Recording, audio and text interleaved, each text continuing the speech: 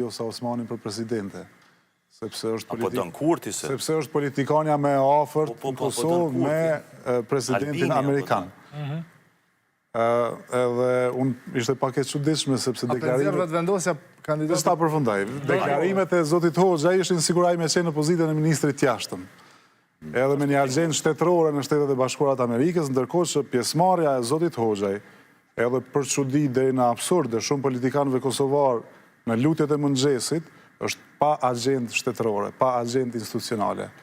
Të gjithë janë atje në nivel privat, individual, edhe janë duke marrë pjesë me një ngjarje e cila nuk është as politike.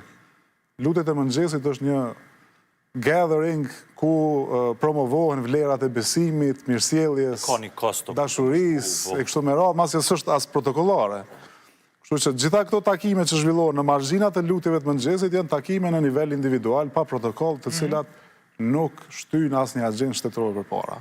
Edhe është për çudi politikanët të Kosovës me shku atje dhe prej atje me deklaru mbi politikën e jashtme të Kosovës, ndërkohë që nuk kanë qëndrim Kosovë për atë tema. Cili është qëndrimi i LDK-s? Cili është qëndrimi i LDK-s e i AK-s mbi këto tema? Ne nuk e dim... Cili është qëndrimi i VV-s? Nëse një parti e ka qeverinë, ku vendin, cili është qëndrimi saj?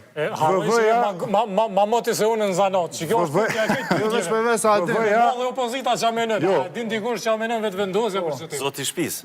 VV-ja nuk ka shku të lutit e mëngjesit, edhe me nga ka zu bëja atje neve. Volja që të shemë, si ndro temat. Cili është qëndrimi i VV-s? A dinti kush? Para se me dojtë të Enver Hoxha që s'ka kur farë rëndësi e shtetërore. Po, mirë, po, problemi është që ne nuk e dim qëndrimin e VV-s. Ne nuk e dim qëndrimin e VV-s. Fatkeqësia është se gjithë janë fut në kurthin e VV-s. Regullina, gjithë janë fut në kurthin e VV-s me një paqartësi. Një parti që dheq me qeverinë se s'ka qëndrim, s'ka kurth aty.